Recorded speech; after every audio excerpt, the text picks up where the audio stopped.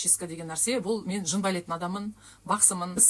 Бұл жерде көп адамдар, менің марафонымды өткен адамдар 4000-нан асады.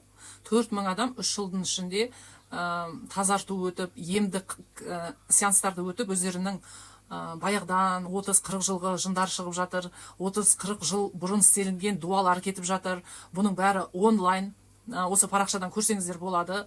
Басым екеу емес, енді өтірік айтпаймын. Стримда уже неше жыл болды, 2,5 жыл болып қалды стримда отырып, тазартамын адамдарды.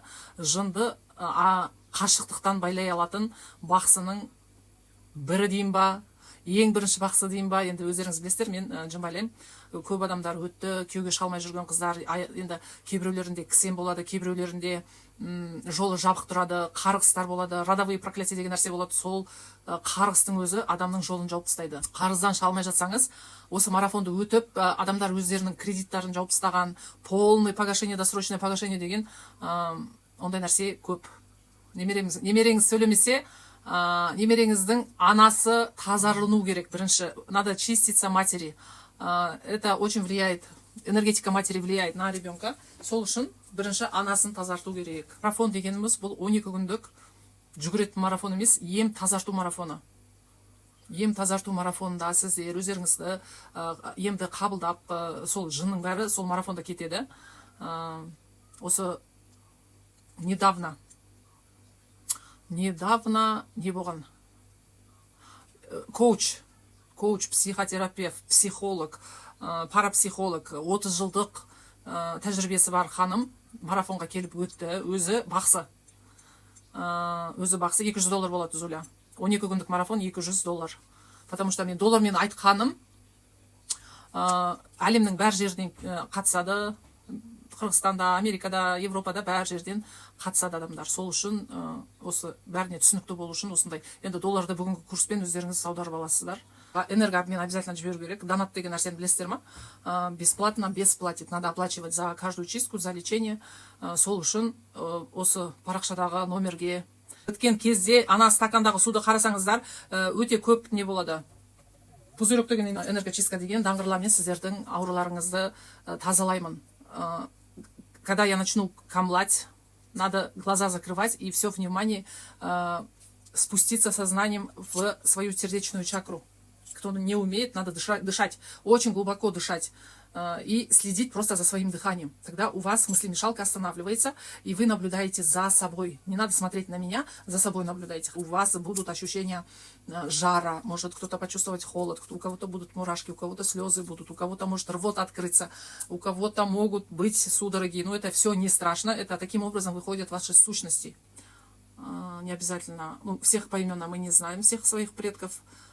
С маминой стороны обязательно, с папиной стороны. И кто замужем, опять же, призывают предков супруга.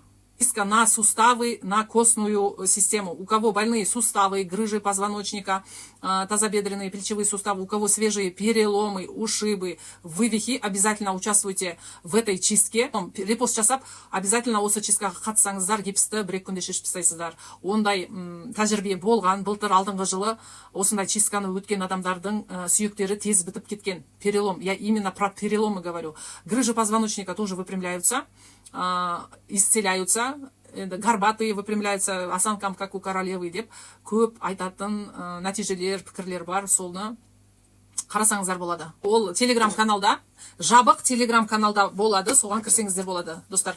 У кого суставы, у кого проблемы с костями, у кого переломы, ушибы.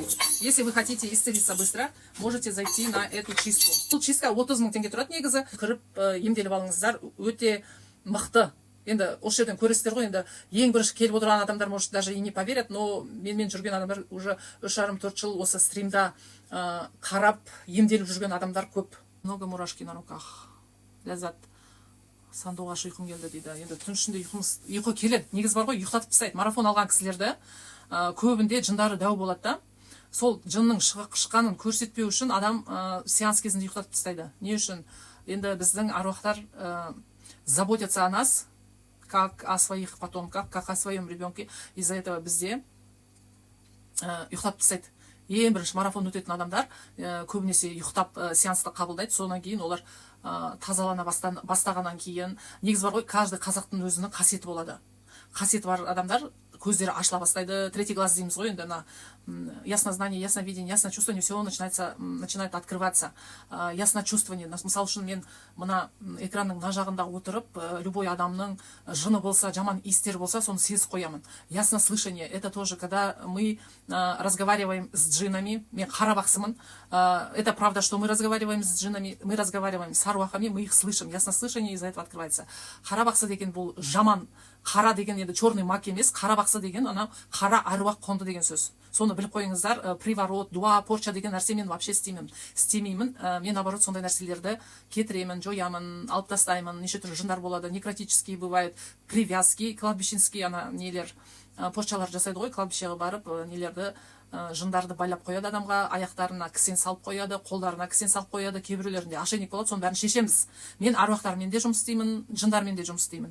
Кейбіреулер айтады, ой, бақсылар, сендер жындар нелеріңді, рухта жандарыңды сатқансыңдар, біз сатпағанбыз, қасиетіміз сондай, біздің ата-бабаларымыз жынды байлап, жынды бағындырған. Сол қасиетті ұстай алған адам өзін басқа теріс жолмен бармай қымбатсың дейді. Конечно, қымбат болам. Извините, дистанционно сізді ешкім тазалай алмайды, мен сияқты. Обязательно барып, қасына барып, қамшымен таяқты жегізіп, қамшымен көкала қойдай сойып бергенде сіздер сондайға ғана сенесіздер.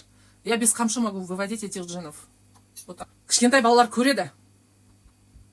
Кішкентай балалар періштені де көреді. Мен қымбатсың деп айтпай қойыңыздар. Менен де қымбат бақсылар бар. Менің расценкаларым марафоне дейді. Марафон проходит онлайн в телеграм-канале, ребята, 12 дней.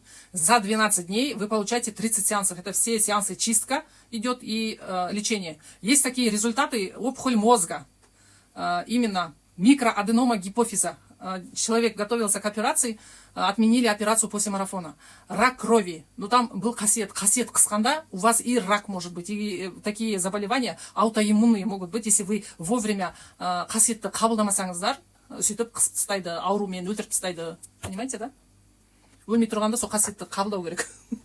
Потому что надо не то что продвигать, надо открывать свой кассет. Сол неге чисткаға емге кірсеңіздер, мықты ем аласыздар. Осындай бір чистканың өзінде адамдар тобығы сынған бір адамның гипсті 2 күннен кейін шешіп тастаған. Тобық деген енді это не такая кость там. Мысал үшін қолдың сүйегі тез жазылып кетеді, я? Енді тобық деген ол потолще, тем более подвижный сустав, самый подвижный, салмақ түсетін, сол 2-3 күнде жазылып кеткен, бітіп кеткен сүйек. Сынған сүйек бітіп кеткен осындай чисткадан кейін. Былтырма алдыңғы жыл, 2 жыл бұрын бір аға қатысып, бұғанасы сынған, 2-ші этаждан құлап бұғанасы сынған, сол бұғанасы біткенде қисық бітіп қалған ғой былай. Сол марафонда орнына қойып берген. Енді қойып берген деді, мен аруақтармен жұмыс істеймін, жаңағы айтып кеттім ғой, ол жерде ем болады деп. Марафонда любой ауруларыңыз, сұраған ниеттеріңіз қабыл болады.